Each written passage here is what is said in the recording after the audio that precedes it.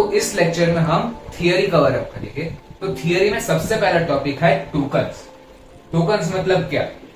Tokens are the individual component that has some meaning and takes part in execution of a programme.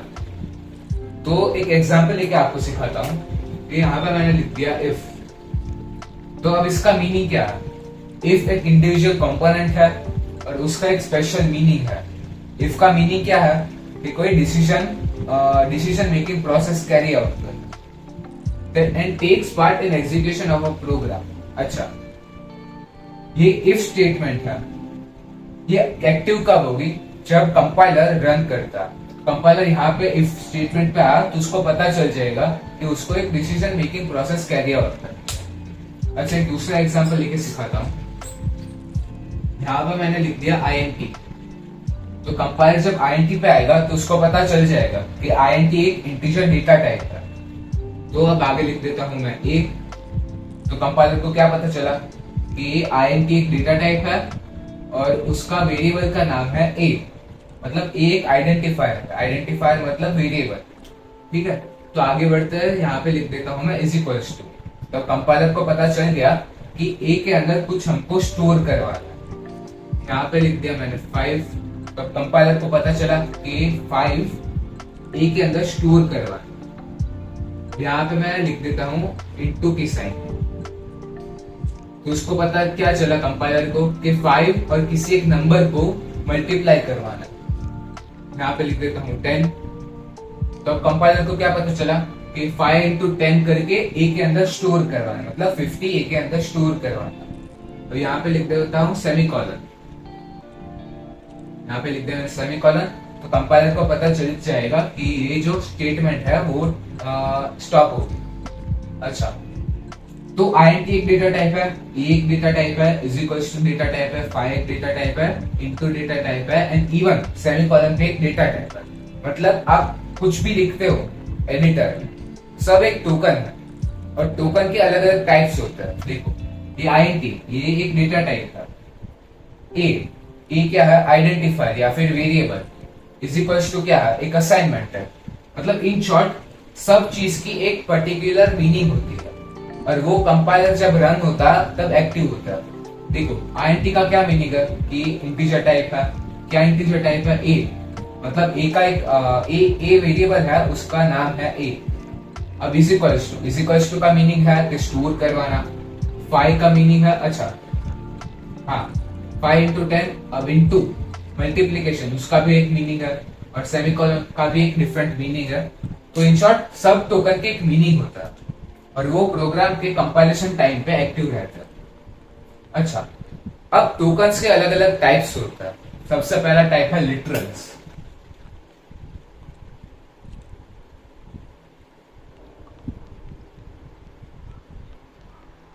और literals का दूसरा नाम है constants.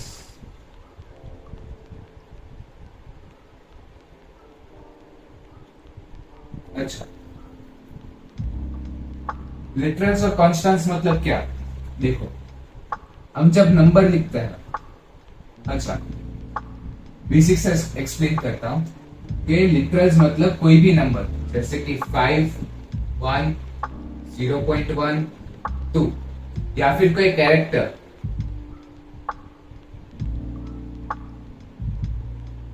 या फिर कोई स्ट्रिंग, ये सब एक लिटरल्स है, कांस्टेंट है, जिसकी वैल्यू कभी चेंज नहीं हो सकती। अच्छा, मैं यहाँ पे एक एग्जांपल लेके सिखाता हूँ। ये INT A है। INT A is equals to 5। तो A क्या है? एक वेरिएबल है। उसकी वैल्यू यूजर जब चाहे जैसे चाहे वो चेंज करा सकता है। सपोज नीचे लिख देता हूं मैं 10। तो यहाँ पे पहले 5 थी, बाद में हो गई 10। इसका मतलब ये है कि वेरिएबल की वैल्यू कभी भी चेंज हो सकती है। वेरिएबल मतलब नेवर स्टेबल। लेकिन यहाँ पे जो 5 है ये एक कांस्टेंट है। इसका मतलब क्या कि इसकी जो बाइनरी वैल्यू है वो सेम रहेगी। अच्छा, हम बाइनरी वैल्यू कैसे फाइंड आउट कर सकते हैं? देखो, यहाँ पे हमको एक डिवीजन करना 5, तो यहाँ पे हमेशा हमको लिखना होता है 2। तो अब मैं क्या करवा सकता हूँ कि 2 2 जा हो जाएगा 4 और रिमाइंडर बचेगा 1। ठीक है, तो 1 यहाँ पे लिख देना। मतलब यहाँ इस रो में क्या आएगा, इस कॉलम में क्या आएगा, रिमाइंडर आएगा और यहाँ पे आएगा 2। अच्छा, अब क्या हुआ, यहाँ पे एक लाइन ड्रॉ कर देता हूँ और यहाँ पे फिर से लिख दिया 2। अब 2 1 जा 2 और रिमाइंडर बच गया 0।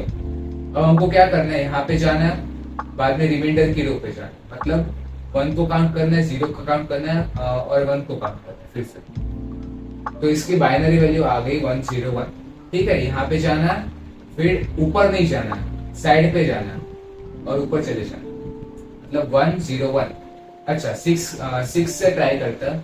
यहाँ पे लिख दिया मैंने 6, यहाँ पे ड्रॉ कर दिया ऐसे, यहाँ पे लिख दिया 2। फर्स्ट कॉलम में हमेशा 2 आएगा और लास्ट कॉलम में हमेशा रिमाइंडर आएगा। यहाँ पे क्या किया, 2 3 जा 6 और रिमाइंडर बचा 0। यहाँ पे एक लाइन ड्रॉ कर दी, यहाँ पे फिर से लिख दिया 2। अब क्या होगा, 2 1 जा 2, रिमाइंडर बच गया 0। अब क्या हुआ, 1 1 0।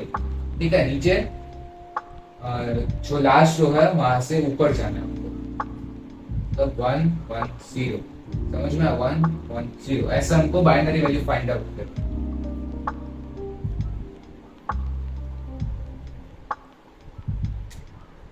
तो अब ये 5 है, उसकी बाइनरी वैल्यू है 1 0 1 और 6 की बाइनरी वैल्यू है 1 1 0। तो ये जो बाइनरी वैल्यू है वो हमेशा एक सेम रहेगी, मतलब हमेशा कांस्टेंट रहेगी। हम इसको चेंज नहीं करवा सकते, इसलिए इसका नाम है कांस्टेंट्स। मतलब इसकी वैल्यू हम चेंज नहीं करवा सकते। जब मैं वैल्यू बोलूं तो उसका मतलब ये है कि बाइनरी वैल्यू। ठीक है, अब कांस्टेंट के भी अलग अलग टाइप्स होते हैं। सबसे पहला टाइप है इंटीजर टाइप।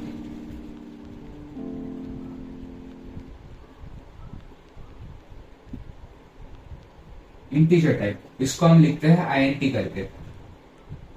इसमें क्या होता है, डेसिमल प्लेसेस नहीं आती, जैसे कि 5 1 200 -1 -200।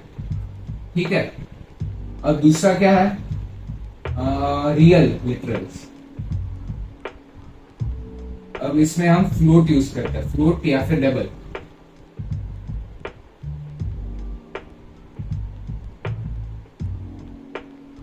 यहाँ पे डेसिमल प्लेसेस इंक्लूड होती है, जैसे कि 5.1 2.01 0.007। ठीक है, अब आती है नया टाइप, कैरेक्टर टाइप।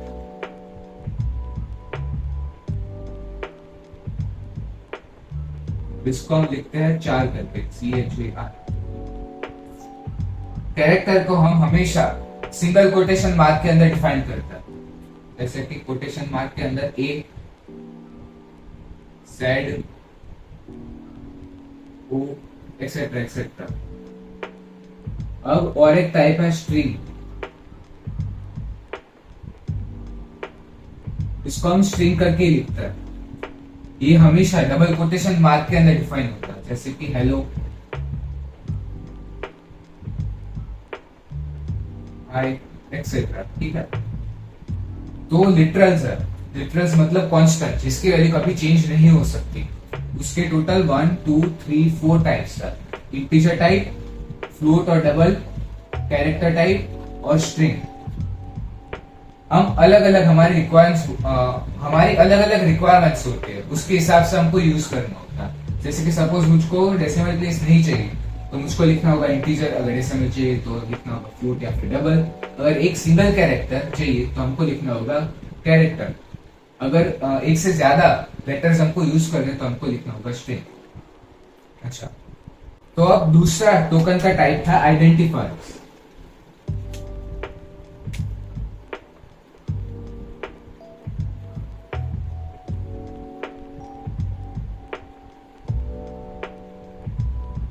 आइडेंटिफायर्स मतलब नेम। इसका मीनिंग क्या, देखो हम लिखते थे INTA या फिर INTZ।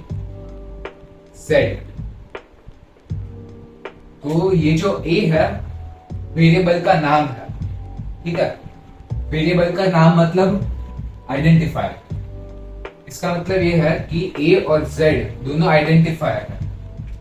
अगर हम फंक्शन लिखते हैं कोई भी, जैसे कि int सम और ब्रैकेट लिख दे, इसका मतलब यह है कि एक फंक्शन है। तो ये जो सम है वो एक आइडेंटिफायर है, मतलब फंक्शन का नाम है सम। आइडेंटिफायर बहुत कुछ पढ़ने के लिए नहीं है, लेकिन आइडेंटिफायर आपको शॉर्ट पे याद रखना कि आइडेंटिफायर्स मतलब कुछ नाम। अच्छा, लिटरल्स में एक टॉपिक आपको कहना भूल गया। सबसे हमने कैसे पहले किया था कि 5 की हमने बाइनरी वैल्यू निकाली। 5 के बाइनरी वैल्यू थी 101। तो सिमिलरली कैरेक्टर्स में आस्की वैल्यू होती है। सपोज कैपिटल ए की आस्की वैल्यू है 65। अच्छा, एक रेंज में आपको लिखवा देता हूं। अच्छा, तो आस्की वैल्यू की रेंज आपको लिखवा देता हूं। यहाँ पे कैपिटल ए टू जेड की वैल्यू है 65 to 90 और स्मॉल ए टू जेड की वैल्यू है 97 to 122। इसका मतलब ये है कि ए की आस्की वैल्यू है 65। अब कैपिटल बी की आस्की वैल्यू क्या होगी? 65 प्लस 1 मतलब 66 और कैपिटल सी की होगी 67। अब स्मॉल ए की है आस्की वैल्यू 97, अब स्मॉल बी की होगी 98 और स्मॉल सी की होगी 99। तो ये आस्की वैल्यू है और बाइनरी वैल्यू में मैंने आपको पहले से सिखा दिया। तो ये आस्की वैल्यू अच्छा, तो अब आगे बढ़ते हैं और एक देखते हैं नया टाइप। इसका टाइप टोकन्स का टाइप।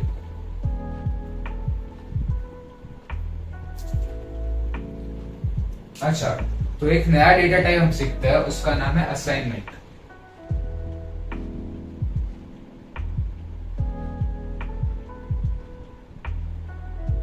असाइनमेंट मतलब इज इक्वल्स टू, देखो हम पहले लिखते थे int a is equals to 5।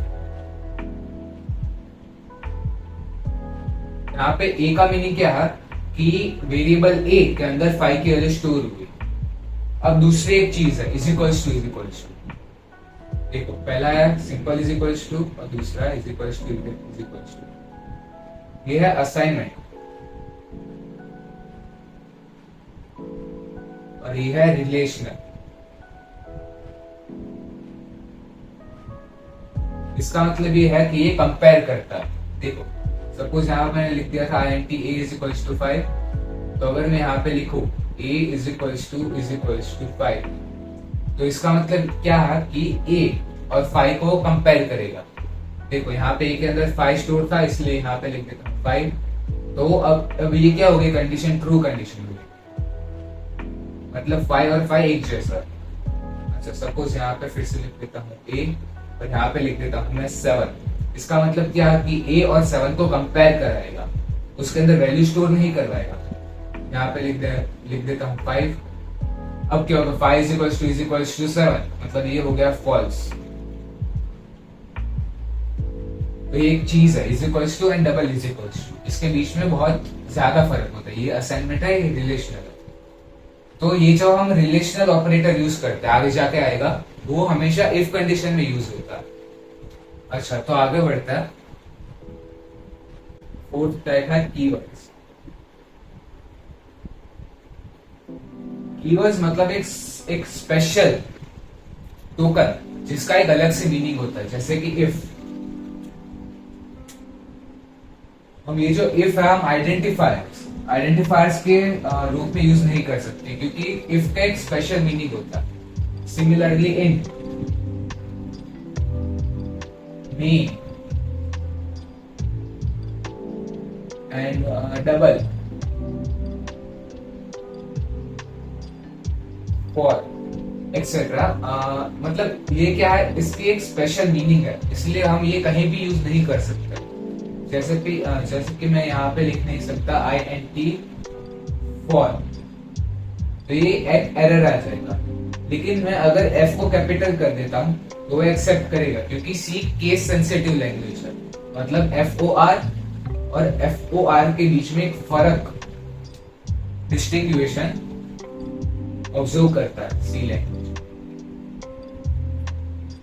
अब फिफ्थ टाइप है ऑपरेटर्स।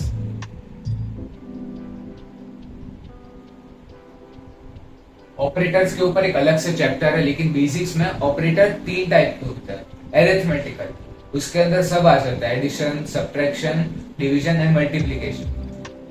और दूसरा है रिलेशनल, मतलब स्मॉलर देन की साइन, इक्वल टू की साइन और लेस देन की साइन। और तीसरा टाइप होता है लॉजिकल, मतलब एंड, नॉट एंड और। ठीक है, तो ये टोकन्स का टॉपिक खत्म हो गया। अब नेक्स्ट टॉपिक लेता है।